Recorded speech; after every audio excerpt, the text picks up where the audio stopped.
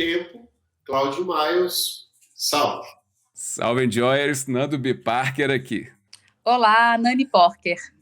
Bom, pessoal, esse aqui é o vídeo com spoiler. Se você ainda não assistiu o filme e você detesta spoiler, corre para ver primeiramente um outro vídeo nosso que está aqui no canal. Você vai conferir aqui embaixo. Ele é totalmente sem spoiler. Você vai conferir. Não vai tirar nada assim da sua experiência de surpresas e conhecimentos que serão revelados pelo filme, mas é só esse aí que vale a pena para quem não quer spoiler, porque esse aqui o bicho vai pegar. Acho que assim, eu vou começar, pessoal, falando a respeito dos diretores, porque isso é um detalhe que eu acho que é super importante. Por quê? Porque quando a gente percebe que uma obra deu muito certo, tem mentes por trás, né? Tem pessoas responsáveis por trás disso. Então aqui eu vou colocar para todo mundo saber, Joaquim dos Santos é um diretor, esse cara, gente, ó, olha só o que ele tem de portfólio. Ele foi responsável pelo DC Showcase daquela primeira temporada você lembra? Tem o Retorno de Adão Negro, Jonah Rex, Arqueiro Verde. São curtas da DC, sensacionais. Para quem não conhece, também vale muito a pena assistir. Um outro aqui que é sensacional é Liga da Justiça Sem Limites. Joaquim dos Santos, então, foi diretor lá também. Esse cara tem um portfólio da pesada. E para completar essa história dele, ele também foi diretor do Homem-Aranha no Aranhaverso, ou seja, o primeiro filme dessa sequência, né? Temos também o Kemp Powers, que foi o diretor de Soul, que é aquele da Pixar, que a gente ama. A Nani também já assistiu comigo várias vezes. E temos o Justin K. Thompson. Esse cara aqui ele é simplesmente responsável, responsável pelo design de Homem-Aranha no Aranhaverso. Ele que criou aquele conceito todo que todo mundo se deleita ao assistir. Você tem, como já disseram em outros vídeos aí de análise, é como se cada quadro fosse aliás, cada frame, né, ou cada quadro mesmo do filme, da animação, fosse um quadro de quadrinhos. É um quadro assim que se a gente der pausa, você consegue imprimir aquilo ali e fica maravilhoso em qualquer lugar da sua casa, lá você põe em qualquer lugar. Primeiro é importante, né, Nando? O cara fez Liga da Justiça Sem Limites. Só por isso você já aperta o pause e segue a carreira do cara. Exato. Ele transformou a Liga da Justiça. Inclusive, para os fãs da DC ficou uma frase: finalmente a Marvel acertou no desenho, viu? A Sony pesou a mão de um jeito que dá até medo. É brilhante. Brilhante. Soul é um desenho musical. Eu brinco que quem cresceu no lar musical, como eu cresci, eu tive a oportunidade, é maravilhoso você ver um desenho sobre música. É um dos desenhos que eu mais esperei para poder assistir. Uhum. E o Aranhaverso faz isso também. O encaixe da trilha sonora com as cenas, a explosão dos quadros. Quando você falou que o cara pensou, o designer desse desenho é espetacular.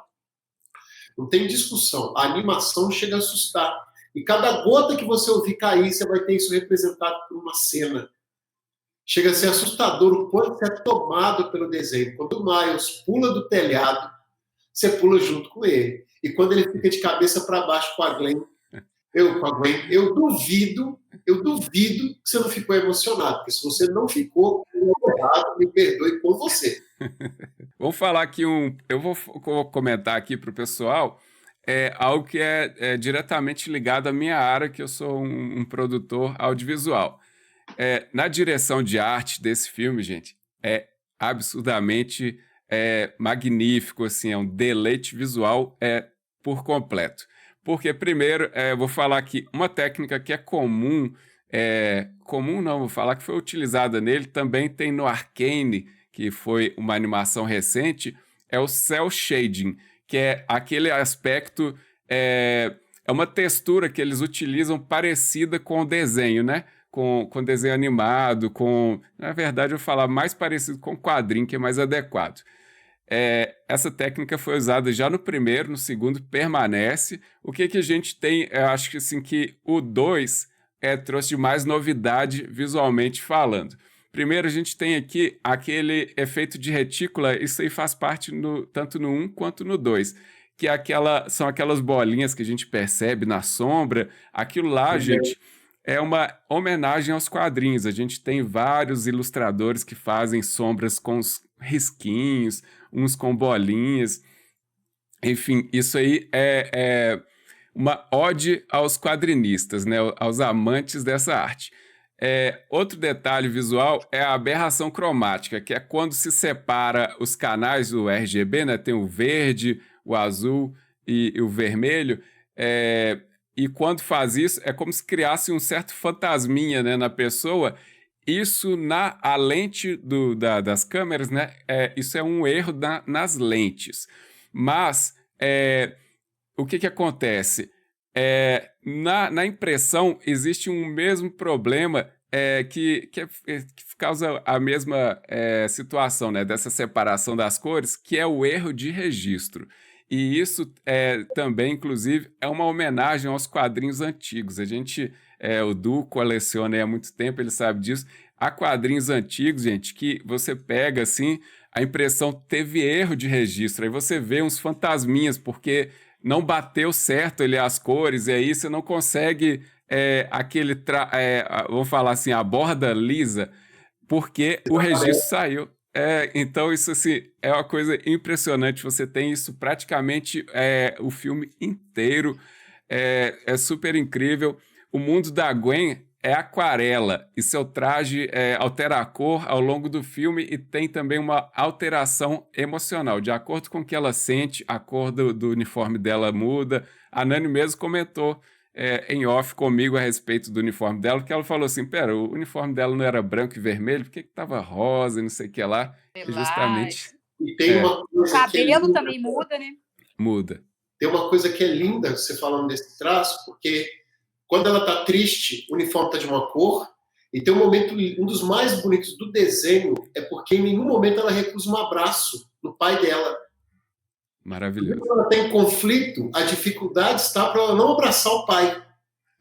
E aí, quando ela está naquele momento que ela está desesperada, ela levanta e abraça ele, você tem aquela explosão de cor no abraço, para aquele tom todo frio, aquela cor quente, você literalmente sobe com a cor. Aquilo é lindo.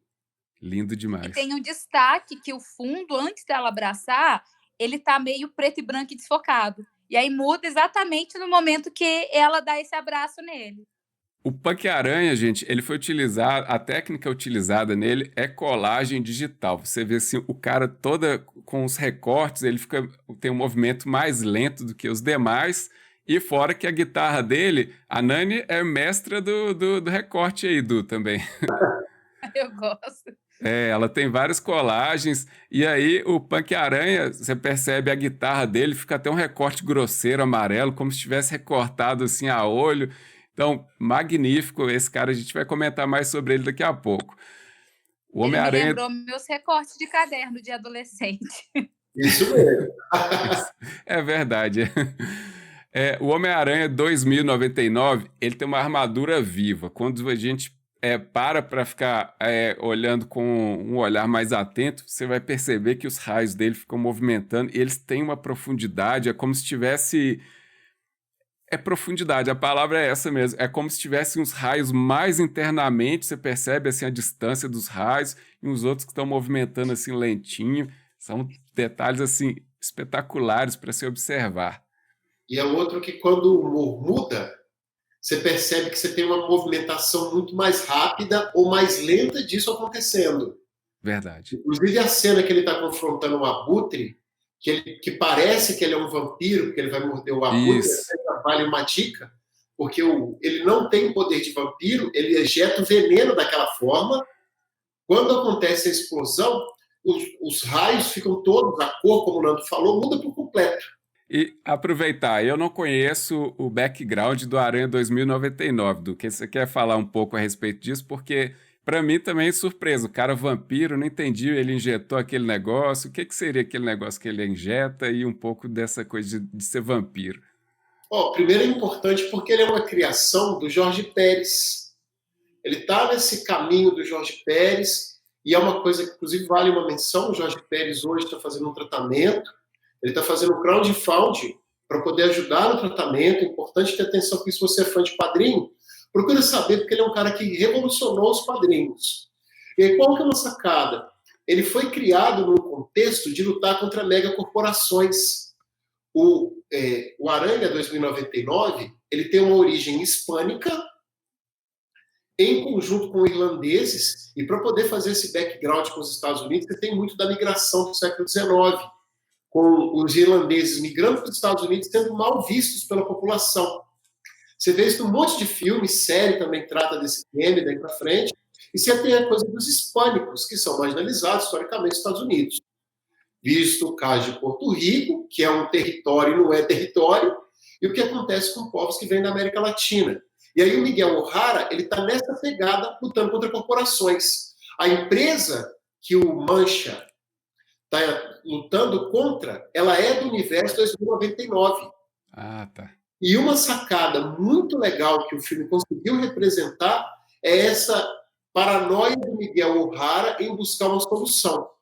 Aquela ajudante virtual também que você tem ao longo do filme falando com ele é do universo do Miguel O'Hara também. Ó, que legal. Está junto com ele nos quadrinhos. E o quadrinho tem uma pegada séria, é uma pegada séria toda a vida, viu? Eu não conheço, mas eu pretendo até ler alguma coisa a respeito dele. No momento. Muito bom, viu, Nando? Recomendo. Com certeza. Aí fica primeiro o resumo aí do a respeito desse personagem, que também é importantíssimo para essa animação. Eu vou falar aqui um pouco a respeito da trilha sonora. Aí é opinião pessoal, gente. Cada um vai falar uma coisa aqui, claramente, e você também, depois aí que já assistiu o filme. Eu acho a trilha sonora do 1 melhor. Por exemplo, eu vou dar aqui algumas cenas. A cena de hip hop na cena do grafite. Aliás, a trilha de hip hop, né, na cena do grafite. O Miles ouvindo Sunflower do Post Malone. What's Up Danger, que é aquele momento do salto da fé, que ele precisava evoluir e superar os medos, como o Peter B. Parker já tinha falado para ele não teria como saber se estava pronto, ele tinha que sentir. Aí que é uma cena magnífica que mostra ele de cabeça para baixo, assim. Aí vem essa música What's Up Danger, e ainda uma que é trilha de... Não é trilha sonora, exato, é trilha de... eles chamam de score, né? Que é uma trilha para animação que é diferente dessas trilhas cantadas. A aparição do Gatuno, eu acho assim, que toda vez que ele aparecia, uma música assim, uma música cruel, assim, dava medo, você escutava aquilo ali, caramba, esse cara aí, você até arrepiava mais ou menos assim. Então, no novo, né, no Aranha Verso 2, o que eu achei assim, vou fazer aqui uma menção ao Marcelo, que não apareceu hoje, que é o solo de bateria da Gwen. Eu amei, achei também fenomenal, e para mim, especialmente, a música que eu gostei mais se chama Am I Dreaming? Depois joga aí no YouTube e você vai escutar. Agora, dos meus companheiros aí para falar o que eles acharam da trilha. Agora que você falou, é difícil, porque quando eu comparo com o primeiro filme, realmente, a trilha do primeiro filme e a cena dele fazendo o salto, não tem como não pensar nisso. Essa música realmente marcou, e é uma brincadeira que eu conto que a gente vive uma cultura muito imediatista nesses últimos anos, por conta da questão da internet, passando por pandemia também, teve todo um ciclo que a gente viveu no imediatismo. Mas são os momentos das animações do cinema, viu? Eu vou ser obrigado. Aquele pulo é um pulo como qualquer primeiro voo com capa, do cara de azul que a gente é fã. E uma sacada que é engraçado que esse super-herói é um dos meus prediletos agora, ele não veste vermelho e azul, isso me assusta. Existe uma sacada que é linda, porque eu gosto muito do solo de bateria no novo filme, realmente é uma cena espetacular, mas a trilha que ele está ouvindo, quando a Glenn olha para ele pelo buraco, aquilo é maravilhoso, né? Você vai embora com aquilo, você fica assim, você também se sente apaixonado pelos dois. Eu fiquei o filme inteiro torcendo para ele dar um beijinho nela e ela dar um beijinho nele. Vai, Glenn, salva esse menino. E a brincadeira com o Punk Aranha, né? Com o Aranha Punk, que ele começa a perceber, durante a trilha sonora, você vê os momentos que ele fica nervoso com o Punk Aranha, porque ele percebe que ele tem uma intimidade com a Glenn que ele não tem, com a Gwen que ele não tem. O que o Nando falou sobre a questão dessa trilha sonora que ela não tem voz, né? Que é uma trilha feita só com instrumentos, que é muito utilizada no audiovisual. O bacana é exatamente isso. Ela é criada para criar tensão. Outro dia a gente estava assistindo um filme. Eu não gosto, mas eu gosto muito de assistir coisas diferentes do meu universo, até para eu ampliar meu repertório. Quem só conhece algo, né, vai falar se gosta ou não depois de conhecer. Mas eu não sou muito fã de suspense, porque eles são mestres em conseguir criar sensações através da música. E normalmente a música não tem palavra, é só exatamente os tons que sobem e descem. Então, eu gostei de ambas, eu gostei das duas trilhas sonoras. Eu não sei dizer assim, igual vocês estão dizendo, memorizando cada cena, o que provocou, mas eu consigo ter as sensações que elas provocam, né? E a música, o que eu gosto do cinema, né, dessa linguagem, é exatamente que cada elemento é criado para causar sensação. E aliado à imagem, mais o som, mais as falas que são ditas, vai criar sensações em quem está ali do outro lado. E no cinema isso amplifica, né? Porque a tela é maior, o som, né, está muito mais alto. Então, eu gostei de ambas, mas realmente eu não tinha parado para pensar em como aquele início com a bateria, que o Nando trouxe para mim também em off essa questão. Eu falei, caramba, aquilo foi sensacional mesmo, porque o que mais me impactou é que, através da música, e a música realmente é exatamente uma expressão dos nossos sentimentos, ela mostrou o que ela estava sentindo. Você já consegue entrar, antes dela dizer uma palavra, você já entra no filme pensando, caraca, é isso que ela está sentindo. E aí você já entra como o final, sabe? Quando você dá aquele toque de bateria, nossa, o que é isso? E aí vai dando o tom do filme através da trilha sonora. Eu gostei, eu não sei dizer qual que eu gostei mais, eu gostei das duas, tanto do primeiro quanto do segundo. Agora a gente vai entrar aqui em algumas questões que eu já até predefini.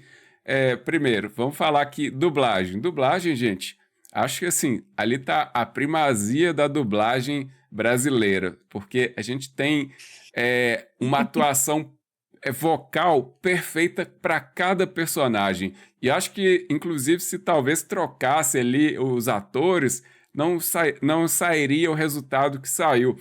A voz do Mancha é perfeita, ele vem primeiro, no primeiro momento, vem como alguém assim, inseguro. O cara era um cientista, mas ele ainda está aprendendo a respeito do novo poder, da nova situação de vida em que ele se encontra. Aí depois ele começa a ficar com a voz mais confiante. Se você atentar a animação dessa forma, vai perceber que foi brilhante. O Miles está também a mesma voz, graças a Deus que o povo manteve também. Isso é um cuidado, né, que os estúdios têm de manter os mesmos atores dublando as mesmas personagens. E assim, dublagem brasileira, gente, todo mundo sabe que eu sou fã, então eu não tenho mais o que dizer. Inclusive, eu faço uma chamada, viu, Nando? Gente, se você gosta de ver o filme em inglês, eu respeito, veja o filme com legenda. Mas dê-se a oportunidade de assistir a animação pura, sem letra na tela, porque a dublagem é brilhante. Tá doido? Eu digo isso muito tranquilo. Eu fui ao cinema ver dublado, tinha criança no cinema, e desenho tem que ser para criança também se divertir. Deixa de ser um adulto chato que acha que o mundo tem que ser só seu. E se você quer ver o filme legendado, assiste. Mas a dublagem, impecável, como o Nando falou. O que eu gosto muito na dublagem, e aí eu tenho percebido isso em séries, inclusive, é que eles trazem exatamente a adaptação à nossa cultura. Né? Porque quando você vai ver a questão da tradução, ou quando você está vendo legendado, eu não entendo nada de inglês. Se aparecer ali, eu não vou entender nem palavras. Antigamente eu entendia, nem palavras eu vou entender. Mas aí tá falando inglês, e embaixo vem a legenda. É muito fidedigno, mas tem a ver com a cura do qual aquela animação, aquela produção cinematográfica pertence. Quando eles trazem para o Brasil, eles adaptam até as gírias, né? Os modos de falar, inclusive. Então, assim, eu acho isso muito interessante, porque aí a gente se sente representado também, né? olha, aquilo ali está falando diretamente comigo. E qual é uma coisa que, por mais que a tradução seja ali a risca, você fala, tá, eu entendi, mas isso no meu mundo. Então, é uma forma de você se sentir mais próximo daquela produção. E aí ainda vale destacar o trabalho dos tradutores, né, obviamente, porque eles são a pessoa por trás aí dessa... Antes da dublagem existir, né, tem essa tradução.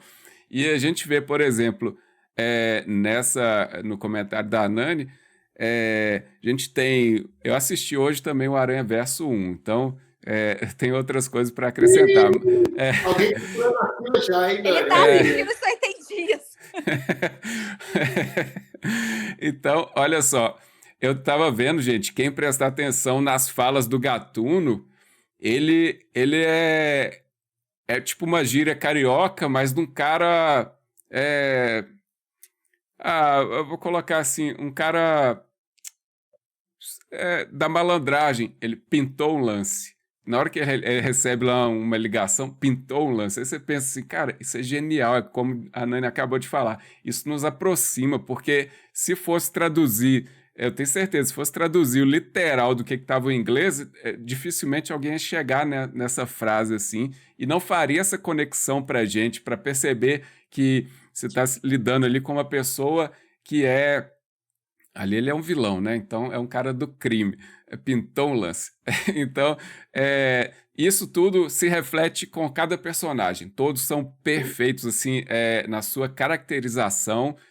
O roteiro do filme é absurdamente sensacional. A gente vai dar continuidade aqui.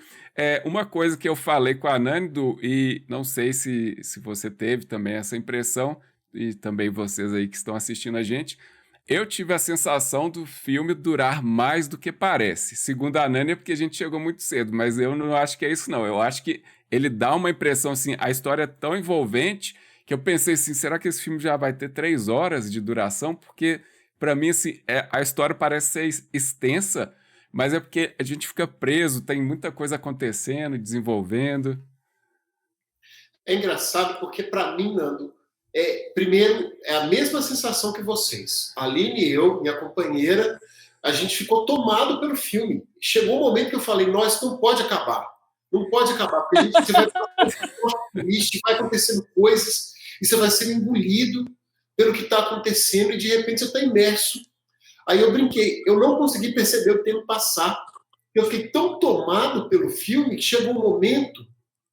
Eu vou contar já que a gente pode falar spoiler, Pode ficar à vontade. quando o Miles consegue finalmente fugir e voltar para a Terra 42. Guarde esse número. O Miles voltou para 42. É apavorante você pensar que o filme está acabando. Eu falei, não é possível que eu vou ter que ir embora agora. Eu quero saber tudo o que vai acontecer. Eu não quero que isso acabe. Porque isso é tomado. Então, para mim, eu fui diferente de você, que achou que durou muito, sem achar ruim. Eu fui tão imerso que, para mim, ele durou o tempo que tinha que durar. Eu ficaria tranquilo assistindo a edição estendida do Senhor dos Anéis. Como foi também a edição estendida do Senhor dos Anéis? Espetacular. Então, eu não tive essa sensação que o Nando teve que foi maior, né, do que realmente foi. Eu senti que foi o tempo que durou, porque a gente chegou bem mais cedo, normalmente a gente chega meio atrasado, ou no laço para entrar. A gente teve tempo. Foi bom porque a gente experienciou mesmo. A gente chegou mais cedo, embora tivesse muitos lugares. Escolheu a poltrona e comeu pipoca com calma. Né? Já estava lá atrás. Mas... Pois é, então assim, porque isso é uma experiência, não é só ir lá assistir ao filme, né? Sim. Mas o que você falou da questão do. Já pode dar spoiler, né? Sobre Fica à vontade. O final. Eu achei assim que nesse filme eu consegui vislumbrar nada do herói.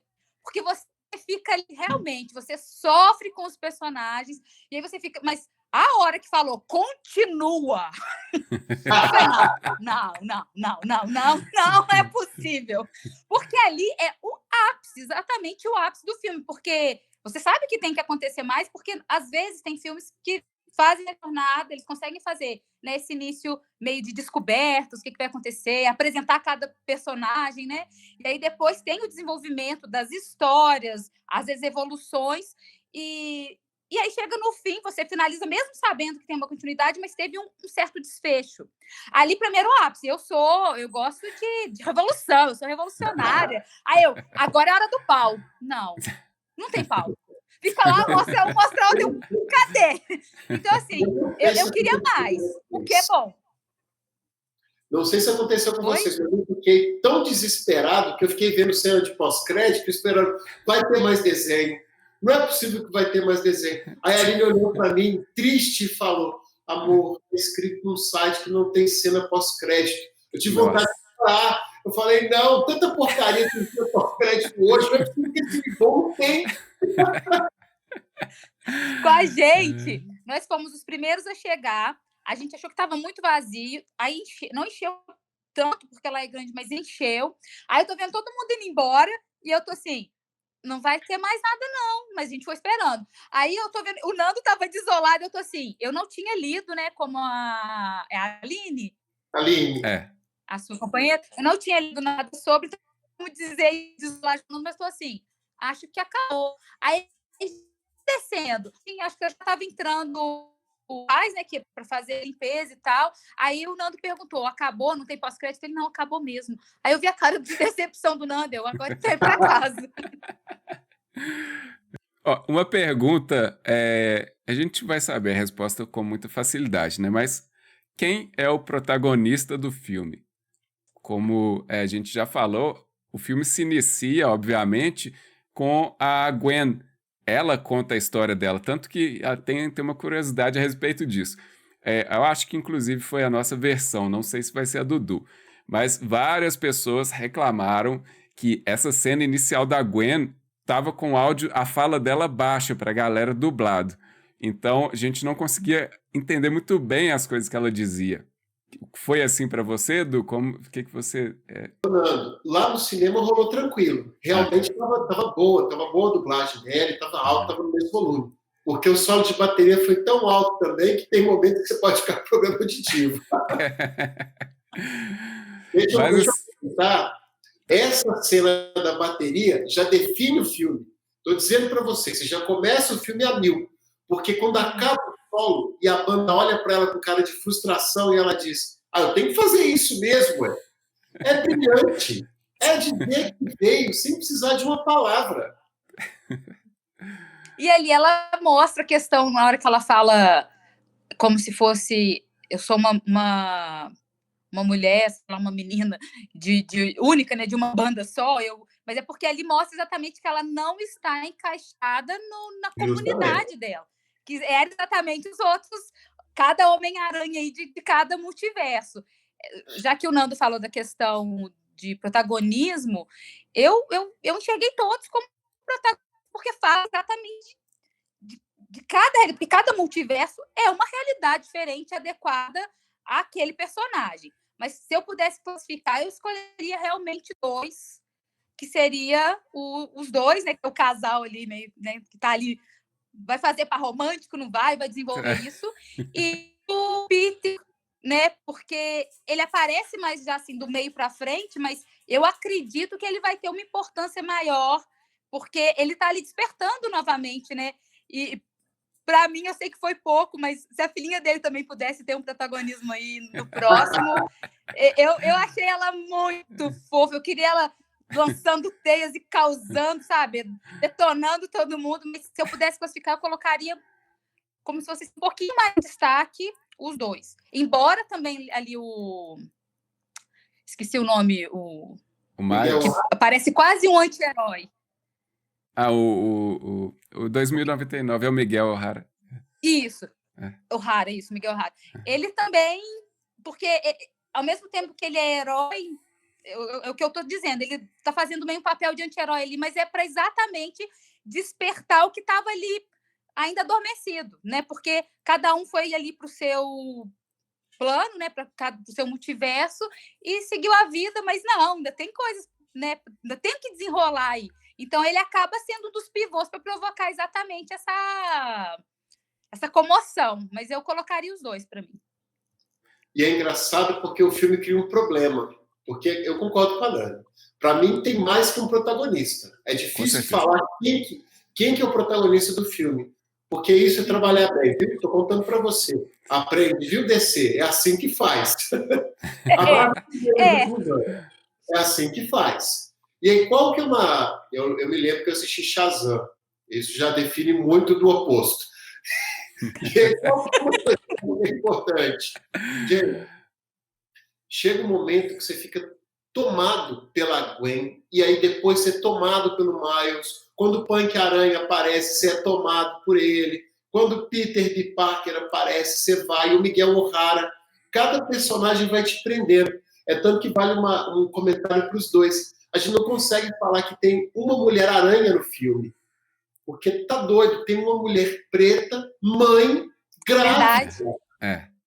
Durante de moto. Dela. E ela é heroína. Ela não está simplesmente jogada no canto, numa posição de inferioridade. Isso é valorizar uma mulher de uma forma simples, sem ter que colocar nada que pese para poder falar que eu estou valorizando. Não, ela simplesmente existe. Aquilo é brilhante. E ela ainda tem aquele detalhe de... Não, deixa eu falar. Pode falar. Pode. Não, é porque ele despertou coisas que eu já tinha lembrado e esqueci de trazer. Vai lá.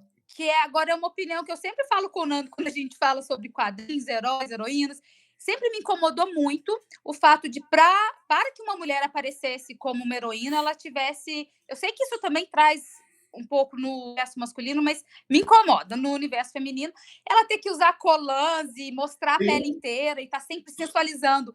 Ela mostra exatamente o oposto. Eu tô grávida, eu sou negra, eu sou mulher, e mesmo assim eu sou uma puta de uma heroína. Porque a hora que ela chega, eu falo, caralho, agora...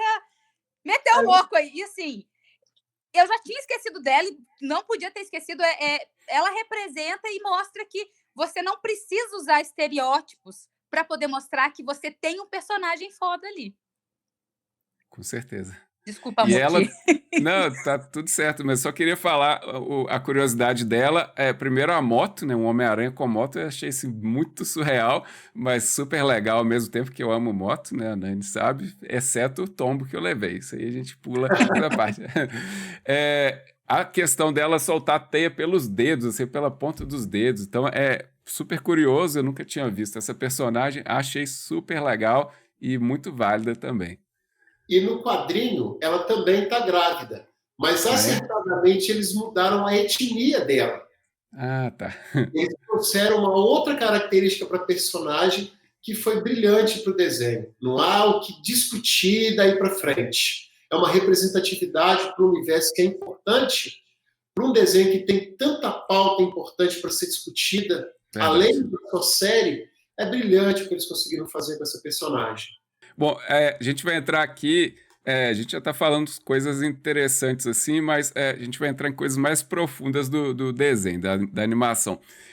Os dramas pessoais da Gwen foram explorados. Eu acho assim, isso super interessante, porque na primeira animação, né, no anterior, ela foi uma personagem que cai de paraquedas quase que literal, e a gente tem a exploração...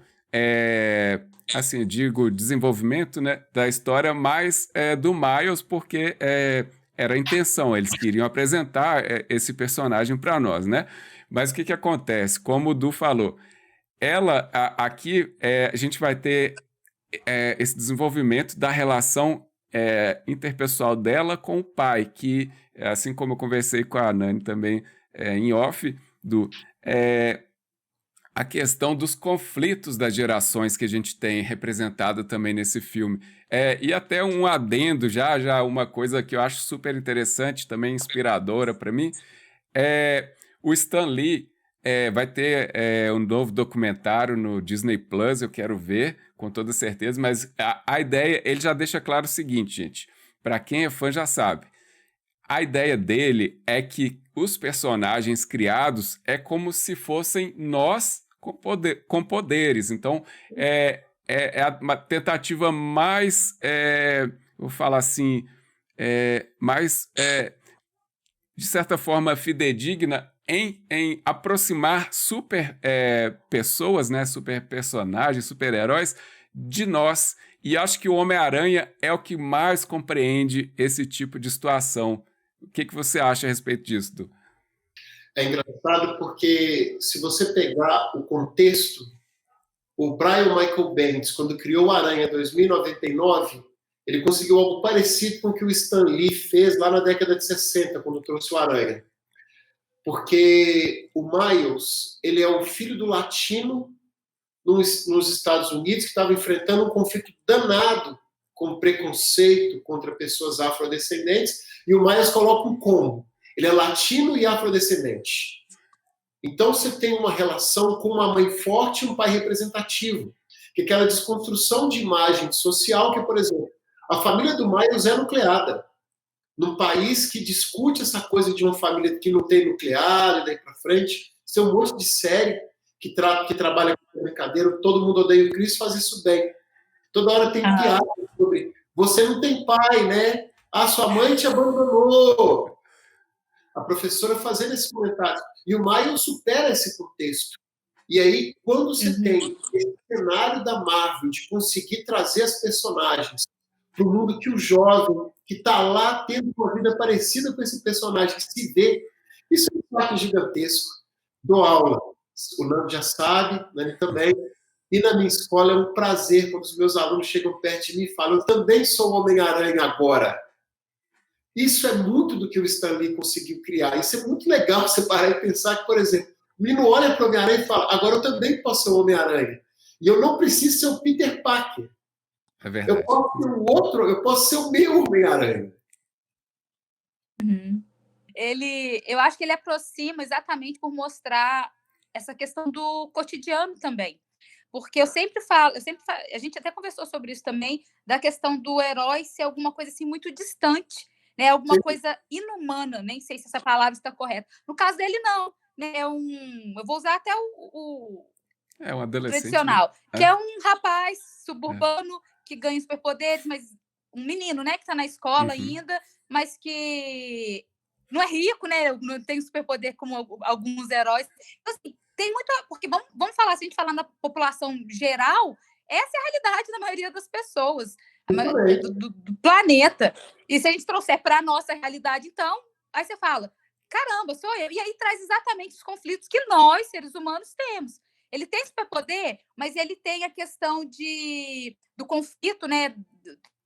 Que eu faço agora com esses poderes, e isso aproxima demais, porque aí você se identifica, né? E aí você fala, quando você traz isso para o universo adolescente, os alunos, né, se sentir representados por esse personagem que fala, caramba, parece comigo, parece com o meu cotidiano, parece com o meu dia a dia. Os outros não, eu acho que fica uma coisa muito distante, e aí fica assim, tá lá, é legal, mas tá longe demais do meu universo. É igual a gente vai estender muito não, mas só falar assim, igual um Batman da vida, né, Du e Nani. Pensa bem, é um cara inalcançável. A gente que lê quadrinho, então, a gente sabe que ele é inalcançável até pelos roteiros, que já tem umas coisas assim. Tem uma piada que eu e o Nando contamos, que é ótima. Eu mandei eu e o Nando e o Marcelo, o Marcelo, temos um grupo que a gente fica trocando ideias daí para frente. E aí, um dia, nesse grupo, eu mandei uma imagem que o Batman já tinha feito para mim, o que define o universo. Porque ele pulou, escapar do raio do Darkseid, eu já perdoei. Ele simplesmente escapou. Ninguém escapa, mas o Batman conseguiu. Nem o Super-Homem consegue, mas tudo bem. O Batman consegue, o Flash consegue, mas o Batman consegue. E aí, o Batman caiu do espaço. Ele cai do espaço, e ele cai em pé, no chão, tranquilo.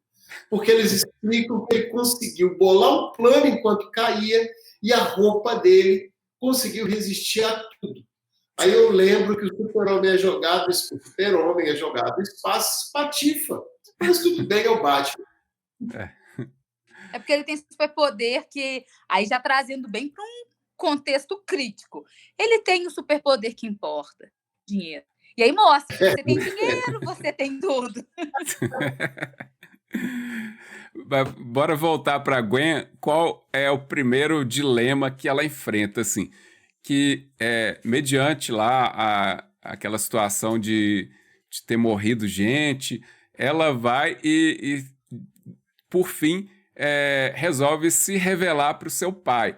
Ali é um conflito que eu já conversei isso antecipado com a Nani, mas é o seguinte, ali tem dois lados, vamos falar assim, a história, sempre que tem uma história de duas pessoas, você tem dois lados, né, que é o ponto de vista de um e do outro. O ponto de vista dela, eu acho assim, ela quis amenizar, apresentando para o pai que ela não era a primeira, ela não era assassina, era o que ela queria apresentar para ele, e deixar claro que ela era a filha. Ali quem estava na frente dele, né, naquela cena específica que você vê a aquarela trocando as cores e tal, é a filha dele, para ver se caía a ficha para ele entender. Olha, o que eu tô te falando é a verdade. Eu não matei. Eu não sei se era do Peter, não lembro exatamente. Era o Peter Parker do universo dela. Isso, que aí ele estava acusando ela de ser assassina, né? E ela fala, pai, ele era meu melhor amigo, como que o senhor acha que eu seria essa pessoa a assassinar o meu melhor amigo? E aí, o conflito que a Nani trouxe para a nossa conversa, deixa até você conversar a respeito disso, amor, que é o ponto de vista dele. Qual que é, amor? Ah, tá. Porque o que eu trouxe, na hora que o Nando trouxe esse contexto, foi o seguinte, tá? Ali ela tá mostrando, olha, eu sou sua filha, mas ali ele não enxergava como filha, eu trouxe mais, porque na minha visão, esse filme traz muita questão de relacionamentos pai e filhos, pai exclusivamente. Tem ali muita questão da mãe, né, que tem algum conflito, mas o que eu senti mostrando foi a relação dela com o pai, dele com o pai, depois já tem uns filhos dele com o tio, do Peter com a filhinha. Então, tá mostrando ali, eu senti que tentou mostrar exatamente o que você falou, que o Du falou, sobre essa questão de hoje em dia se discutir que, como se a família tivesse acabado, né? Os pais estão separados, e quando aparece uma família, pai, mãe, filhos, né? Que tem conceitos éticos, nossa, que coisa fora, longe da minha realidade, não é algo dentro da realidade. Então, naquele momento, ele era o policial. E ele realmente tinha que prendê-la. Se ela fosse, né, e na visão dele ela era a assassina, ele estava mostrando, tirando a questão de, olha, você aqui não vai ter nenhum privilégio, você aqui não é minha filha. Nesse momento, você realmente é alguém que vai entrar sob investigação e para mostrar exatamente isso, que é algo que não é mais comum na nossa sociedade de, olha, se você é meu filho, você tem privilégios. Então, eu gostei desse ponto de vista que ele quis mostrar isso. Independente de você ser minha filha, eu vou te prender, porque... Aí eu já nem entrei nesse mérito, mas aí vai passar pelo devido processo legal, etc. Mas, enfim, eu não vou te dar esse privilégio por ser minha filha. E depois que mostra outra parte. Mas eu achei muito bacana ele ter dado voz de prisão para mostrar exatamente para isso, para essa geração, né, na minha interpretação, que independente de ser pai, ser filho, você tem, para se viver em sociedade, a gente precisa de regras e elas têm que ser cumpridas. É legal porque a cena, você para e pensa, ele tem que realmente fazer isso, porque ele é justo. Ele foi justo com ela. E educar, às vezes, também é ser justo com os filhos, é ser sério daí para frente. Isso não vai te colocar como uma pessoa autoritária, como uma pessoa com a leitura conservadora, para tratar as pessoas com preconceito. Longe disso, você está literalmente dizendo para o seu filho, vem cá que eu preciso te explicar que isso está errado. E na hora que ela literalmente foge, você percebe que ele fica quebrado por ela ter fugido dele. É tanto que quando ela volta lá na frente, ele abriu mão de tudo para poder rever a filha. É muito séria a transição da Gwen. Da mesma forma que quando o Miles está conversando com o pai. Na primeira cena que os dois batem papo e que o Miles começa a falar sobre o filho para o pai, e os dois tinham saído do momento que o Miles tinha que estar presente, porque ele não estava. E o pai fala com um tom de frustração, de não conseguir entender como ajudar o filho. É brilhante, porque você tem duas quebras de relação, uma mais sutil, que te chama a atenção pelo impacto da violência, de tudo, e outra por um diálogo, que a gente trata assim, não, eles só conversaram. Não, foi super pesada a conversa. Bem legal que você falou, realmente é verdade. Você tem esse conflito, esse trato, e essa relação muito próxima entre o pai e o filho, também entre a mãe e os filhos, porque a mãe do Miles é espetacular. Uma coisa que a gente nota com clareza também nesse filme é a própria evolução do Miles. Porque se no primeiro filme ele estava se descobrindo a questão do salto, da fé, né? Enfim, no 2 ele já tem até um novo uso do poder dele, né? Daquele choque, que ele, ao invés de só dar um choque, ele começou a absorver as energias, né? E conseguir depois liberar tudo de uma vez só, que é uma carga muito superior à que ele conseguia antes. É legal porque o primeiro fica o comentário. Se você pega os bonequinhos, o bonequinho do Miles novo tem uma cara diferente do bonequinho antigo. Porque eu falei com o Nando que eu queria sair do cinema, eu saí do cinema querendo comprar tudo que podia do filme. Funcionou, deu certo, tá bom, Hasbro, tome meu dinheiro. Mas propaganda muito da bem feita. Muito bem feita. E aí é uma questão que é importante, porque você percebe realmente esse salto, até na adolescência. Porque tem uma piada que ele está no telhado, tem um momento de comemoração, porque o pai dele foi nomeado capitão. Isso, inclusive, é a cena-chave do filme. E aí o Miles, as tias falam, você está grande, Tico, você cresceu, e as roupas não servem. E o pai fala isso para ele, a mãe fala isso para ele, a própria Gwen e o Peter falam isso para ele. Você cresceu. Então você vai tendo essa transição, e o corte de cabelo ficou bem legal no segundo filme, viu? Você obrigado. Ficou.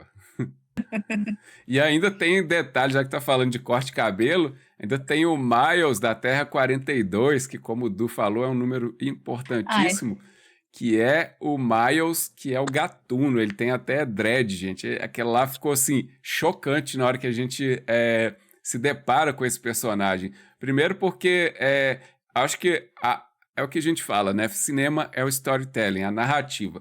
A narrativa nos induz a pensar da mesma forma linear do primeiro, ou seja, o tio Aaron seria o gatuno. Mas aí quando você se depara com o Miles sendo gatuno, gente, aquilo ali é chocante.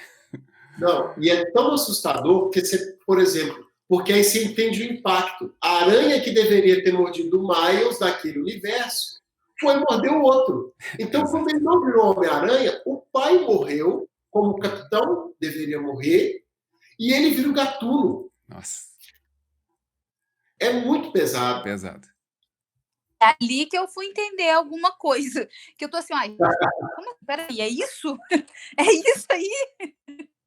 Como assisti hoje o Aranha Verso 1, tem um detalhe que eu achei interessante, que eu assisti por causa dessa questão aqui que eu vou trazer agora.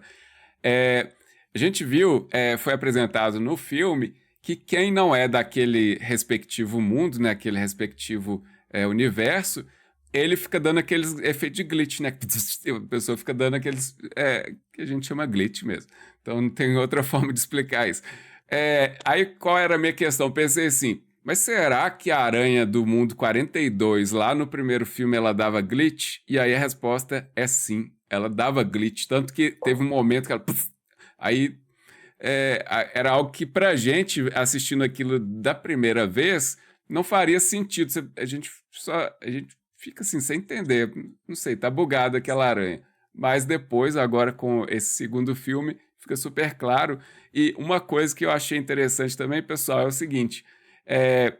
Eu vou mostrar para vocês aqui no vídeo, depois eu também vou colocar a cena. Existe, eu vou falar, tipo, eu vou chamar o termo em inglês, né, que o Gui usou, amor. Existe um gap entre os dois filmes. Olha só, prestem atenção. O filme 1 termina com um portal abrindo, o Miles está deitado na cama, tá lá escutando a música com o fone dele, tá? E aí tem um portal que abre e a Gwen pergunta para ele se ele estava ocupado. No 2, a gente tem a mesma cena, só que em situações distintas. Por exemplo, ele tá ouvindo lá uma música com uma outra roupa e tudo mais. O portal que abre é diferente porque é aquele portal com acho que tipo eu vou chamar de pentagrama, que só que não, um pentágono. Pentagrama é outra coisa, é o pentágono, que é aquela forma de 5 formas, né? 5 lados. E o que acontece? Ela chega fazendo a mesma pergunta, se ele está ocupado. Ele envelheceu mesmo. Então, eu não sei se Ele eles... aborreceu, né? Eu não entendi, a verdade é o seguinte, eu não entendi se o 1 já fechava para aquela cena do 2, casando com ela, mas como se fosse, sei lá, depois, por causa do roteiro, mudar e ser dessa forma, ou se aquela era só, se foi só um momento em que a Gwen o visitou depois de tudo que tinha acontecido. Eu não sei dizer como que fica isso. É engraçado porque, para mim, eu não vejo como a Gwen visitando, não. Vou te falar de verdade. O término acontecendo é porque você vê a passagem de tempo. Ele fica lá sempre sonhando que ela vai voltar. Quando ele desistir de sonhar, ela aparece para ele. Pode ser tipo um anseio que você interpreta, aquele desfecho? Sim. Ah, tá. Ok. A Gwen tem uma cena que a Nani até rachou de rir, que foi o seguinte, quando ela visita o Miles lá naquele quarto dele, que ele fala de quarto de criança, que é o quarto da casa, ela se depara com um boneco lacrado, um boneco raro, ela já chega abrindo o bicho e colocando lá na prateleira.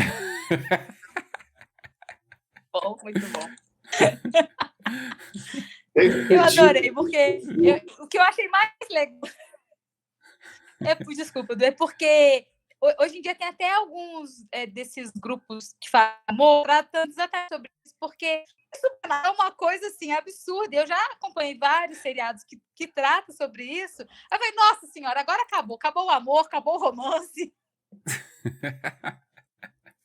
Aqui, eu tenho que ser dito que esse colecionador aqui tem alguns Hanna-Barbera da McFarlane Toys no pacote. Nossa. Que ele comprou e que hoje deve valer não sei quanto. Para falar a verdade, não vale nada, só tem valor para mim. Pronto, Olha, se abrir aquele pacote, eu choro. O pacote não pode ser aberto. Relacionamento. Eu vi assim um paralelo também que existe nos dois desenhos, nas duas animações, a questão de vilões que têm desfechos inusitados. Ó, no 1, a gente tem aquela cena final em que a doutora Octopus, ela foi atropelada por um caminhão que passa no ar lá naquele ambiente de multiverso que eles estão, e ali é super engraçado porque assim, a Gwen fala assim, isso daqui não vai acabar tão cedo. Aí no que ela fala, pum, passa o caminhão, leva a doutora Octopus, o Homem-Aranha fica... Fica com aquela cara assim, um olhão bitelo.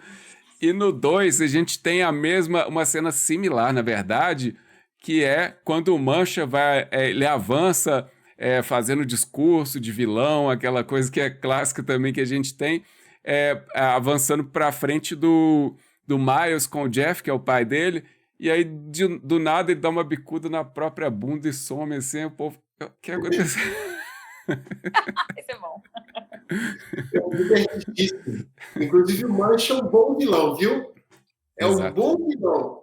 E tem que ser dito que no momento que tem um momento que é divertidíssimo no filme, que é quando o Danny Glover, o David Glover, eu esqueci o nome do ator que faz o Gatuno nos filmes da Marvel, aparece um homem preso.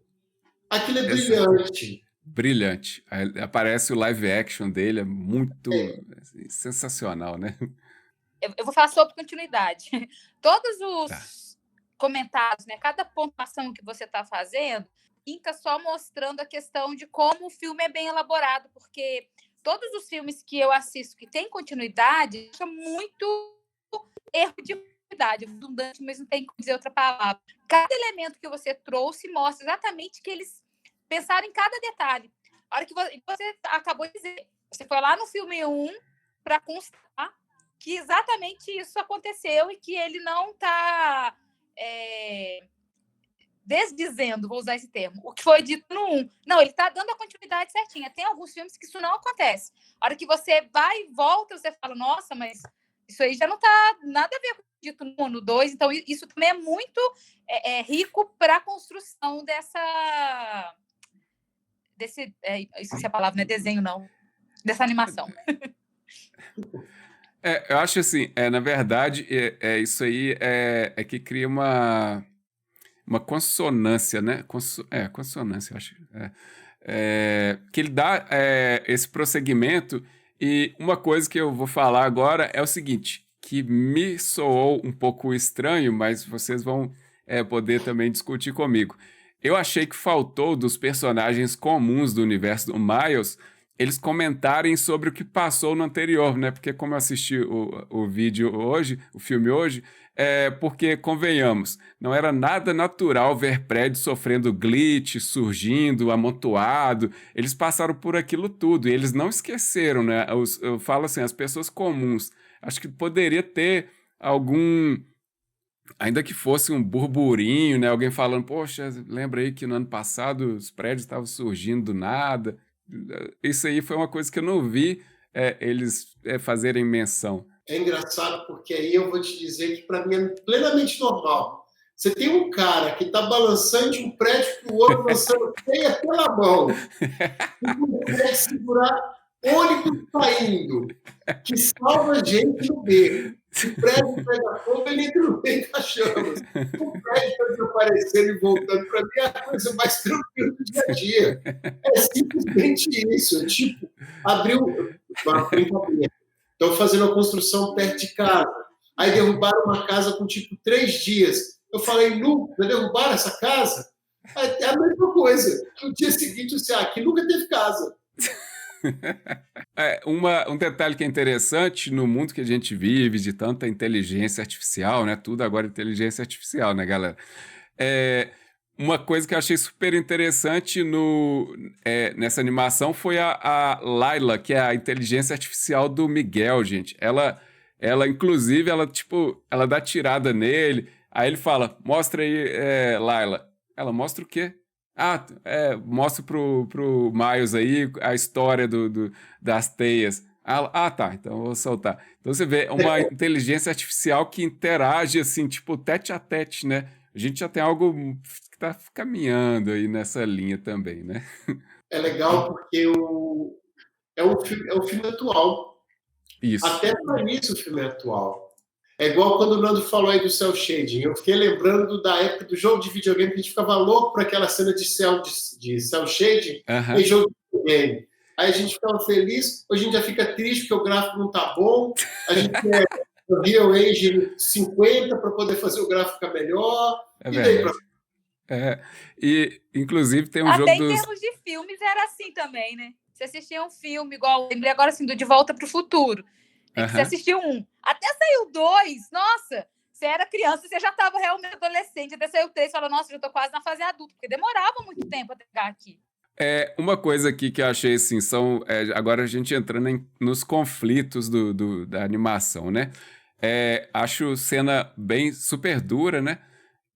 Do Miles testemunhando a Gwen falando lá com a Mulher-Aranha, né? Aquela outra grávida, que não iria mais encontrar com ele. Ele estava invisível, né? Ele testemunha aquilo. A gente vê assim, é trairagem, né, gente? Isso é trairagem. Isso é o ápice, né? Porque a construção cinematográfica, você falou, do storytelling, ele tem que ter o conflito. Para mim, essa parte é o ápice do conflito para desenrolar e resolver esse conflito. Então, para mim, ele é o ápice. É difícil porque se você não tem drama, você não tem história. E esse filme é um bom filme de drama também. Isso é algo muito claro. Ele é um filme que trabalha bem o conceito de drama. Isso é pegado por essa discussão de falar. Ele poderia ter aparecido para ela. Porque isso também não dá para poder tirar do Miles a responsabilidade que se ele realmente tivesse tão apavorado, ele apareceria para ela naquele momento. Ele queria saber, né? O que está acontecendo? deixa eu lá que eu quero ver o que é isso. Chama fofoca, adolescente adora. O povo é fifi, não é só né, adolescente, não, infelizmente.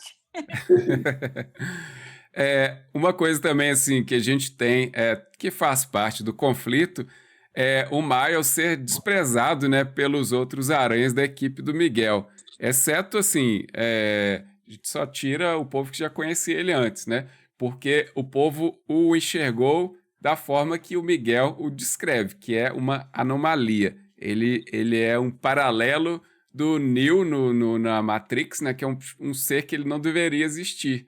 E assim, a equipe comprando a ideia desse líder, né? Bom, a gente já está falando de política aí, de certa forma, né?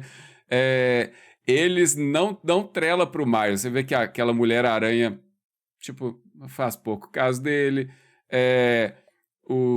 Todos os demais, inclusive, especialmente o Miguel. Então, aí também faz parte do conflito. A gente sabe assim, tanto que o Miles está todo amigável lá, quando o Miguel fala, ele vai finalmente me conhecer, né? Aí ele chega lá, tá felizão, ele tá com uma equipe diferente, ele tá com o Aranha Punk, que ele achou super legal, mas como o Du diz, ele cria uma certa inveja, né, nesse sentido de que ele tá íntimo demais da Gwen, até, inclusive, ela tá usando o tênis dele. Aí ele pergunta, você tá usando meu tênis? Aí o Miles assim, pô, a mina que eu tô afim aí, rapaz, me respeita.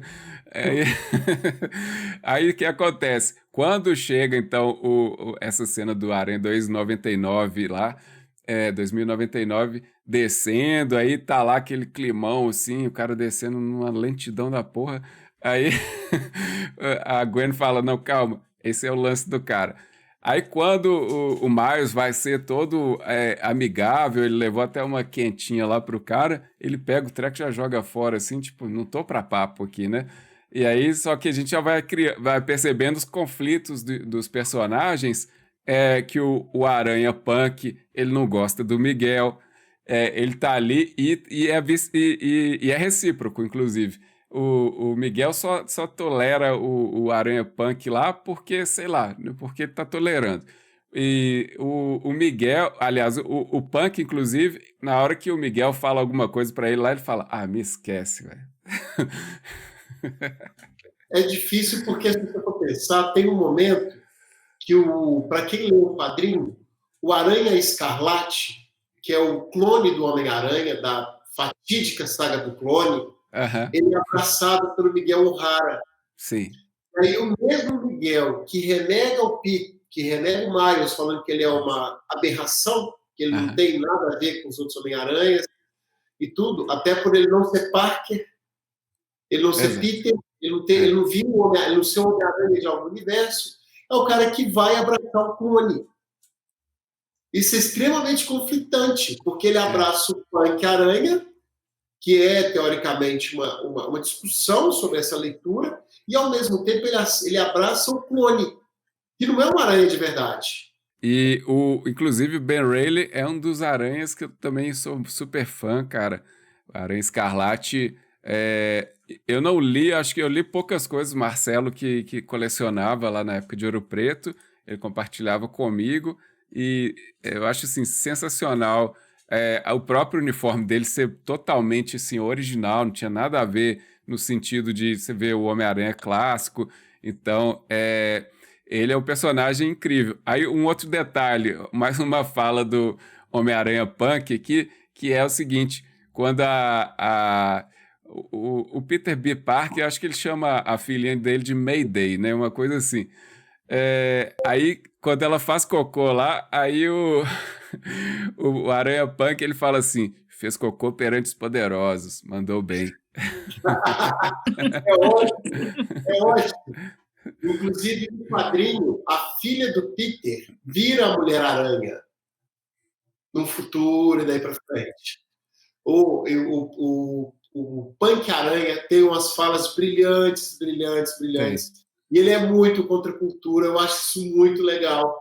Super Até legal. quando ele manda para Gwen, eu estou chamando ela de Glenn toda hora, para O Gwen. tempo inteiro, A máquina do tempo, ele manda uma máquina do tempo feita totalmente improvisada. É brilhante você pensar essa chamada de ser contra a cultura, de ser punk de verdade, muito doido. Muito doido. É um personagem que eu amei. Inclusive, a gente vai falar aqui alguns personagens que surgiram, né, dos Aranhas. Eu vou fazer uns destaques aqui e a gente vai comentando também, cada um faz o seu destaque, fica à vontade.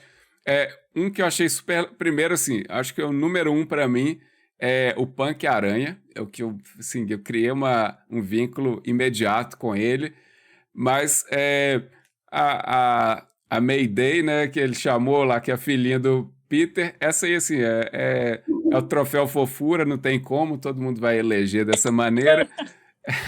Mas um que eu gostei demais, gente, o Aranha Indiano. Cara, super legal, super descolado. Eu gostei muito.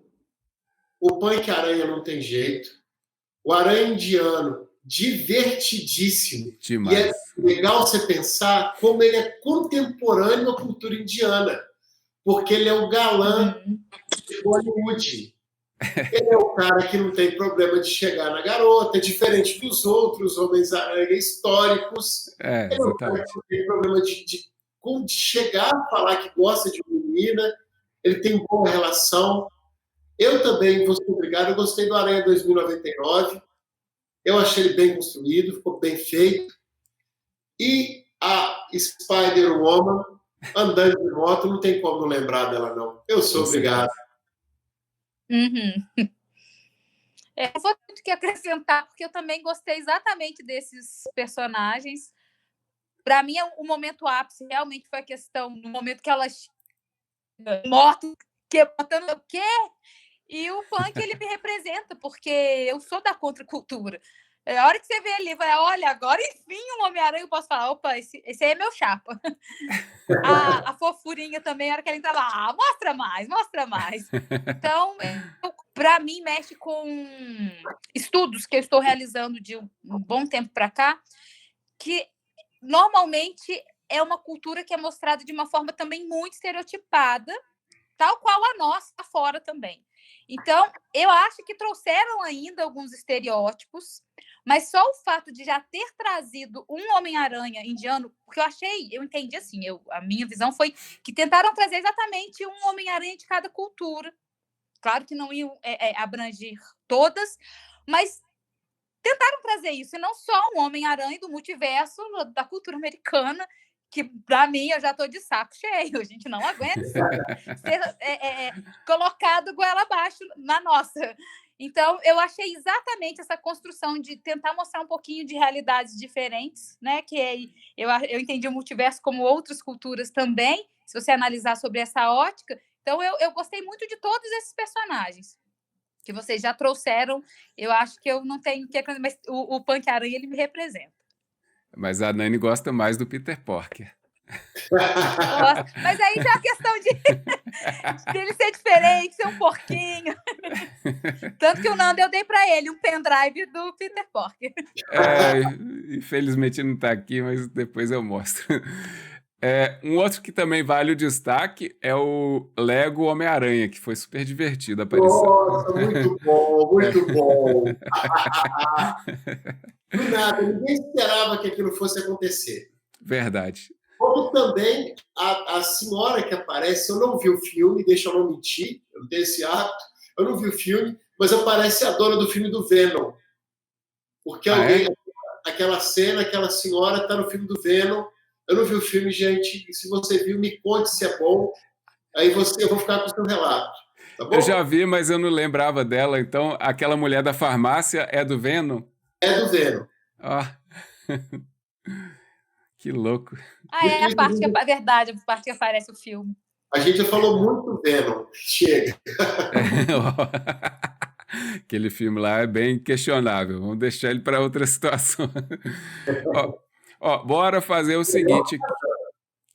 Bora fazer agora, são temas sensíveis, são temas que a gente já falou, a Marvel de forma brilhante, o Stan Lee já falou sobre isso, vários editores também, pessoal do alto escalão da Marvel, eles abordam, gente, temas sensíveis sociais. Inclusive, se eu não me engano, o Du pode até talvez confirmar, acredito que a Marvel foi a primeira editora a colocar um personagem homossexual. Depois a gente ainda teve o primeiro casamento, que esse membro era dos X-Men, inclusive ele casa numa revista dos X-Men. Então a gente vê assim, como que eu posso chamar de precursionismo, não sei se seria essa palavra, ou que... E também, de certa forma, desbravador, eles pegam assuntos que outras editoras evitaram ao máximo abordar, incluir e discutir, e a Marvel coloca essas coisas de forma brilhante, ao meu ver, porque é super atual. O que eles discutem é a nossa sociedade, aí é que tá, e é contemporâneo, inclusive. Você pega essa animação, gente, a número 2 aí, o Aranhaverso 2, tem uma situação que lá nos Emirados Árabes o filme foi banido, gente. Sabe por quê? Porque tem uma aparição lá de que crianças trans importam. Tem uma cena da Gwen que lá em cima, lá, acho que na entrada do banheiro, alguma coisa, tem escrito isso. Esse pessoal lá dos Emirados Árabes baniu essa animação. Olha só. É engraçado porque tem uma história que marca qualquer adolescente depois que você cresce, que é Deus ama, o homem mata, dos X-Men. Perfeito. Claramente, de forma brilhante, relata como um radical religioso persegue os X-Men. E daí para frente. E aí o adulto, depois, por que eu falo que essa história te marca depois que você é adulto? O adulto descobre que o cara que é retratado na revista como vilão é o precursor desses radicais religiosos que hoje tomaram a televisão e que propagam o discurso de ódio. A verdade é essa, que propagam o discurso de ódio, que não respeitam a diversidade, que pormenorizam as lutas femininas, que relativizam as discussões de pautas sociais, que acham que racismo é exagero, dentre outros tipos de coisa. E o filme consegue trabalhar com essa cultura, mano, de uma forma tão importante, tão tênue. Por exemplo, o Miles está com o símbolo do Black Lives Matter, do Vidas Negras Importam. Você tem um momento em que é fundamental quando você pensa que o Punk Aranha tira a máscara e ele é um homem afrodescendente. Exato. Ele é um homem afrodescendente. Você tem uma representatividade que é fundamental. A ideia do próprio Miguel O'Hara. E peraí, só te fazer um adendo aqui que vale a pena. Quando ele tira a máscara, ele causa impacto, assim, aí o Miles fala, poxa, isso causa impacto até sem máscara. Eu causo impacto de todo jeito. Literalmente, é um contexto para poder a gente dizer para o mundo que existem outros grupos, que outros grupos têm relevância. Mas é muito legal você pensar que você tem uma mulher com protagonismo no filme de verdade. Sem essa coisa de ficar presa a um protagonista masculino, resolver para ela os dilemas, solucionar problemas. Ela realmente, enquanto mulher, está atuando, independente de uma situação de conflito. E você tem várias vezes a representatividade feminina sendo valorizada. Quando você tem a mais inteligente do filme, que é uma aranha que não está no território, que ela está por projeção. Quando você tem a questão da Mary Jane olhando para o Peter e falando, você está cuidando da nossa filha, né? Sim, ele está cuidando da filha, não ela. Não ela, é ele que está cuidando da pequena, que todo mundo adorou no filme. É o homem que está sendo o pai, não o oposto. E, principalmente, essa questão de trazer protagonismo para grupos que são historicamente excluídos, né? Pensar isso bem é muito legal, mano. Muito legal. É brilhante. Acho que assim, a Marvel faz essas coisas de uma forma que a gente não tem na DC, né, Edu? Acho que a DC, como eu conversei com a Nani... Deixa eu só falar uma coisa que eu achei muito interessante que o Du falou e eu não tinha reparado. Normalmente, em outras obras, eu reparo exatamente essas imagens que na propaganda a gente fala que é uma mensagem subliminar. Eu sou formada em publicidade e propaganda, então eu fazia muitas análises olhando só a questão do aspecto negativo, da mensagem que está passando para o telespectador de forma negativa que ele não está percebendo. No filme, até por falas que o Du trouxe, que eu não tinha reparado, depois eu não assisti como o Nando fez, né? Eu estou com a minha primeira impressão do filme, né? Eu fui ao cinema assisti ele uma vez. Colocaram exatamente o oposto, né? Mensagens subliminares de, por exemplo, uma camisa, porque fotográfica, indústria que envolve o audiovisual, nada é colocado aleatoriamente. seja Justamente. pro lado positivo ou pelo lado negativo. No caso do filme, não. Eles trouxeram várias mensagens, algumas subliminares, outras não, mas para trabalhar exatamente essa questão identitária, né, do que eles conseguiram abarcar ali no filme, eles trouxeram. Isso é porque vocês sabem exatamente do cinematográfica. Não tinha isso. Nem de longe tinha isso. Verdade. E é como o Nando estava puxando a conversa que vale refletir.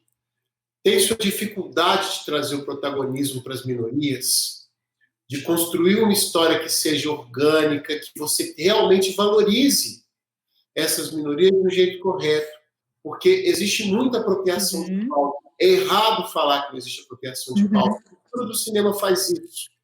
Existe black money, existe pink money, existe gay money, existe o dinheiro feito a partir de um amor que você tem pela sua luta social, dos grupos que você pertence. E quando você vê alguém que consegue trabalhar com isso, além dessa leitura de apropriação, é tão importante, tem que ser realmente valorizado, porque eu cresci fã de heróis que não se pareciam comigo. Eu brinco, eu gostei a ter uma personagem que eu pudesse dizer, não, eu quero ser essa personagem. Todo mundo já sonhou ser um Homem-Aranha, sem exceção. E hoje eu tenho a felicidade de falar para os meus alunos que sim, eles podem ter um cabelo afro, que as minhas alunas podem ser mulheres fortes, que eles podem ser os heróis que eles gostam, daquela forma que eles são. Verdade. Dos temas sensíveis, além do que a gente já comentou aqui, já iniciou, né, esse bate-papo, eu vou falar da Gwen, que é algo super comum, eu vou chamar na pré-adolescência, adolescência, na fase adulta eu já vou falar que é mais problemático se estiver ocorrendo, que é o pertencimento social. A Gwen não concordava com o Miguel, mas ela negou a sua opinião a contragosto e privou o Miles da revelação em que ele seria uma anomalia. Isso ali é nítido em vários momentos e fica mais claro ainda quando os três estão de frente, né? Que é aquele momento lá que o Miles está descendo na plataforma e ele fala lá que a Gwen deveria ter avisado ele. Aí o Miles fala assim, peraí, mas você já sabia disso? Então ele se sente traído mais uma vez. Assim, vamos falar a verdade, o Miles é um cabra ali que ele tomou umas porradas emocionais nesse filme, acho que até mais do que a do primeiro, porque a do primeiro, assim, emocionalmente, eu me vinculo mais ao primeiro, que a gente tem a perda de um Peter, para mim foi cruel aquilo, tem a perda do tio dele, que eu me via como tio também, porque eu sou tio, né, tenho sobrinhos, a gente tem os vínculos. Agora, nesse, ele tem porradas emocionais no sentido de traições que ele vive, de coisas que ele não esperava daquelas pessoas que justamente é o que a gente está falando, são homens-aranhas e mulheres-aranhas, são pessoas que viveram os seus dramas pessoais, né? Eles entendem uns aos outros, em tese, mas o Miles toma porrada ali, ele é traído, coisas são ocultas dele, só se revelam em momentos assim mega dramáticos. Depois, enfim, acho que ele foi um cara apunhalado com vontade nesse filme. Assim, é bem triste a gente pensar isso. Mas voltando ao caso do pertencimento, a gente vê a Gwen sendo então a pivô desse exemplo de que os adolescentes, pré-adolescentes, né, eles, para pertencerem a certos grupos, eles ocultam, né, anulam a sua autenticidade, o seu pensamento legítimo, para poder falar, eu faço parte daquela turma. É muito doido que você consegue perceber isso quando começa a discutir que você tem um evento aranha. E o Miles faz o certo, evento aranha é nada, eu vou salvar uma vida. E aí ele é culpado por ter salvado uma vida, todo mundo questiona. Aí eu fiquei pensando que é justamente o que você falou. Como que eu vou aceitar que isso aconteça como algo normal? E aí é muito doido porque a Glenn reflete esse reflexo quando ela percebe que o pai dela vai passar por isso também. E ele olha para ela e diz, você vai aceitar isso acontecer com seu pai? E tanto é que nessa hora o Miles ainda fala, gente, Peraí, ele fala um jeito aranha mesmo de falar. Se vocês estão ouvindo o que vocês acabaram de falar, vocês vão dar ouvidos para o que um algoritmo está dizendo. Então, assim, é algo que pra gente, assim, soa como surreal e como a gente já falou, que a questão, qual é o papel do Homem-Aranha? É salvar todo mundo que ele conseguir salvar, né? E aí você vai percebendo ali, não é É, isso. tanto que nessa Essa cena parte aí que o Nando está trazendo, para mim, ela traz muitas camadas que a gente pode associar, pode falar, que a gente pode associar ao momento atual, né, que a gente está vivendo, exatamente sobre, primeiro, o ser humano, ele, embora se diga único, né, eu sou um ser, enfim, que me defino sozinho, ele não é, ele se sente obrigado, ou ele tem a necessidade de fazer parte de um grupo. Mas nessa fase da adolescência, isso é muito forte, né? Quantos e quantos adolescentes se inserem em grupos que não tem nada a ver com ele, ou com a visão de mundo, com a cultura que ele pertence, ele se força a entrar naquele grupo só para falar, eu pertenço a esse grupo. E a gente vê isso muito forte naquele momento que eles entram ali naquele universo, porque pode ver que a Gwen, ela simplesmente anulou, ela não representava aquilo no primeiro filme, mas ela quer fazer parte daquele grupo. Então, enfim, ela esquece a questão de que a vida ali não está sendo a prioridade, né, a parte que deve se preocupar, não pensa, poxa, isso vai acontecer com meu pai. E aí já entra naquele universo que a gente trouxe lá atrás. Ali ela é não só a Mulher-Aranha, ela é a filha. Aí já entraria assim, emoções que ela deveriam pensar, mas a necessidade tanto de pertencer àquele grupo parece que ela sobressai, que ela tem que falar mais alto e aí eu tenho que esquecer os meus conceitos, tudo que eu aprendi ao longo da vida, a minha cultura, minha visão de mundo, para pertencer exatamente àquela camada. E isso ali é muito bem elaborado e colocado, né, mostrando assim, olha, o que o Miguel falou é a lei, é o que vai acontecer e foda-se, né? O que está acontecendo em volta, a preocupação é que a gente não pode extrapolar o que é dito. Ou seja, em todos os universos aranhas isso acontece. Espera aí, mas por que eu não posso quebrar isso? E é exatamente o que ele traz, o Miles. Espera aí, a gente pode quebrar isso. Tanto que aí ele sai. E aí ele é perseguido porque ele quer quebrar isso. inclusive casa com o momento que o Nando falou comigo, que essa perseguição é extremamente problemática. Nossa. Porque se você for pensar, ela tem muito do reflexo. Eu coloco até um ponto. O Nando falou comigo sobre a questão do Miguel O'Hara tá perseguindo Peter, e aí você tem a figura de um homem branco perseguindo um homem negro. Não, perseguindo o Miles. Justamente, perseguindo Miles. E aí, ao mesmo tempo, você tem um recorte para mim que é muito problemático, que é o clone do Homem-Aranha é loiro, olho claro. No quadrinho, ele é um cara branco que é extremamente violento nas práticas. Ele ganhou pouco por isso. Ele é branco, violento e legitima uma ação de perseguição. Você tem de novo a construção de marginalização dessa figura de uma adolescente, porque no final ele é um adolescente sendo perseguido por dois adultos. E ele é uma criança afrodescendente fugindo dessa perseguição.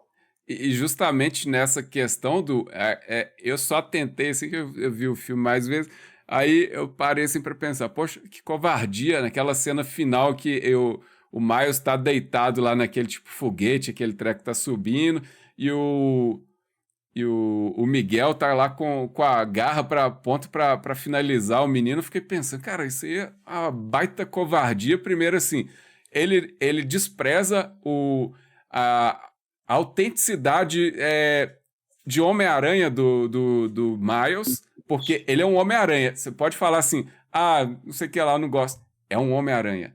Ali, nesse sentido, nesse nível ali do filme, de discussão, todos são Homem-Aranha. Independente de gostar, de não gostar, todos são. O Miguel despreza isso a ponto de praticamente, assim, ali tá uma situação de agressividade extrema e o Miles só que aí é que tá. Aí também tem a questão da evolução e não só a descoberta do Miles, mas a convicção de quem ele é, né? Acho que somado com o discurso da mãe dele, onde você for, as pessoas podem não te tratar bem, mas saiba que você é amado.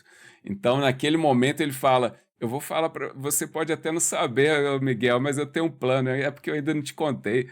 Eu vou para casa, aí no que ele puxa a energia do traje do Miguel, manda ele para fora, ele tá ali mostrando: peraí, você tá desprezando eu ser um Homem-Aranha, mas eu vou te mostrar que eu sou um Homem-Aranha muito individual, muito particular e peculiar, que vocês não viram ainda.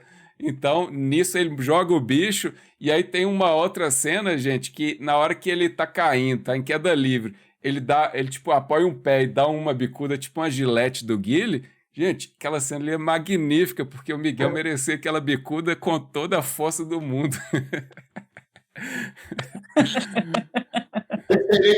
E outras mais. Mas outro ponto interessante dos temas sensíveis que eu separei aqui é as rupturas dos adolescentes com seus pais, né? A gente tem ali abordado também esse certo recorte, que é o conflito das gerações. A gente tem ali os pontos de vista dos pais, os pontos de vista dos filhos, e também a própria Mary Jane, quando o Du trouxe aí também essa questão dela perguntar: peraí, você cuidou bem da nossa filha? Aí ele fala para ela alguma questão assim, se alguma dúvida dele a respeito de ser pai. Ela fala assim: mas existe um manual para como ser pai? É legal porque o filme toda hora está questionando esse conceito, né? A relação das personagens e daí para frente. A gente falou durante boa parte da nossa conversa sobre uma heroína mãe solteira. Ela falou que é mãe, ela falou que tem um pai, mas não precisa do pai. E, ao mesmo tempo, você tem a Mary Jane que larga a filha para o pai e toma conta. Toma conta de você, da minha filha, porque minha vida segue. E a Gwen com conflito com o pai, o Miles com conflito com o pai, uma aproximação muito grande com a mãe. Você tem esse choque toda hora passando pelo filme. Eu acho muito legal. Ele discute algo que nos é sensível, que faz parte do cotidiano da maioria das pessoas, né? As relações do pai com o filho, da mãe com o filho, com a mãe, porque o Nando trouxe no início a questão de toda história tem lados. Eu li um livro de uma autora que está assim, tá virando minha cabeceira, assim, porque eu estou agora querendo ler toda a obra dela.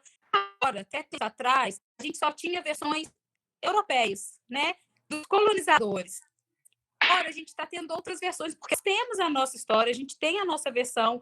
O que estava aqui esperando os índios, eles têm a versão deles, né, de como colonizados, e a gente só escutava a história de um. E aí ela mostra exatamente isso. Nós temos mais de uma versão. Cada história tem a sua versão para juntar o todo. E eu entendi no filme exatamente isso.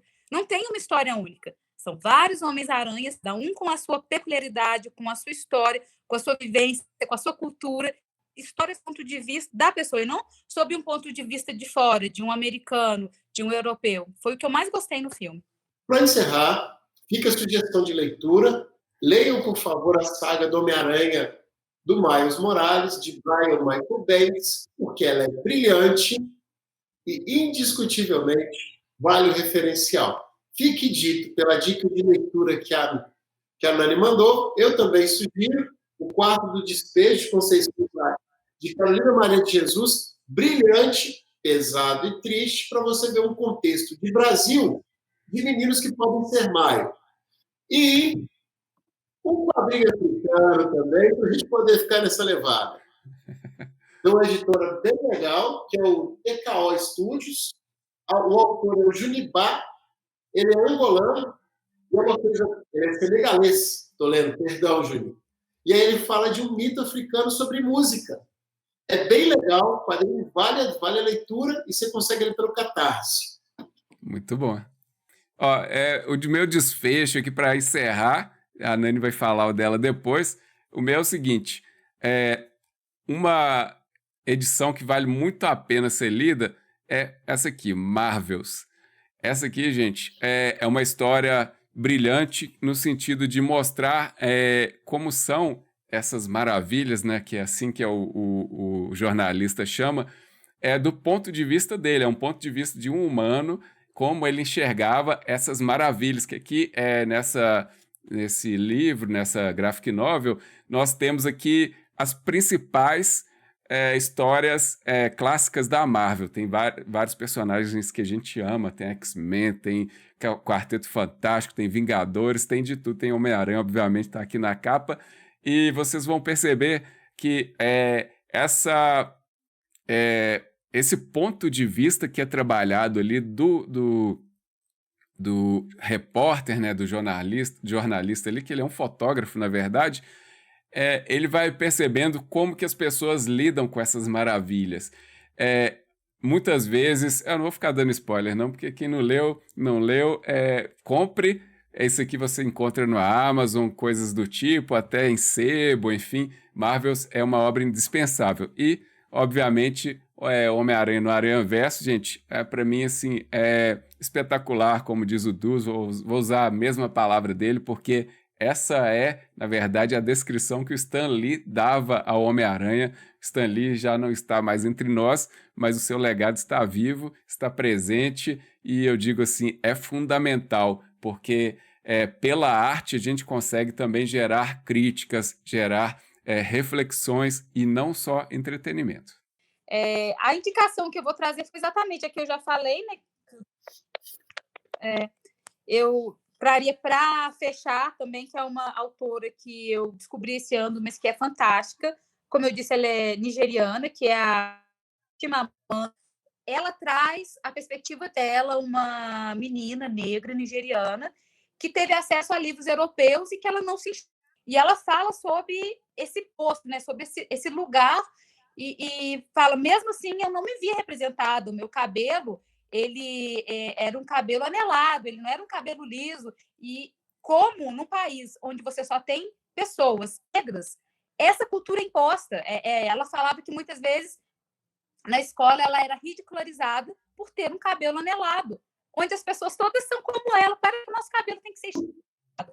Então, é um livro muito pequenininho, de fácil leitura, e aqui, para mim, que estou querendo ampliar o meu horizonte sobre as questões, eu comecei a enxergar várias histórias que eu fui educada e pensando, tanto meninas quanto meninos. Eu indiquei para uma amiga que ela falou que já está lendo para o filho dela, e é sensacional. É a carta que a Amanda escreve para uma amiga quando ela engravida, e aí a amiga fala assim, qual seria o conselho que você me daria como uma feminista que eu quero ser? E ela é uma voz muito presente lá, né, no continente africano. E aí ela escreve essa carta que vira livro, que é sensacional. Se eu pudesse, assim, eu daria para todas as minhas amigas. Mas, enfim, é interessante para você que está também se descobrindo, você mulher que está começando a descobrir esse universo e vendo a questão do patriarcado e focar reflexões muito interessantes, e algumas delas são abordadas no filme. Então, são as minhas indicações. Show! Bom, pessoal, a gente vai ficando por aqui.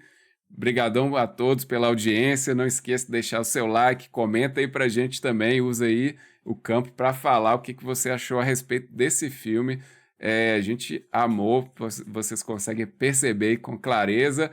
E é isso. Forte abraço e tamo junto.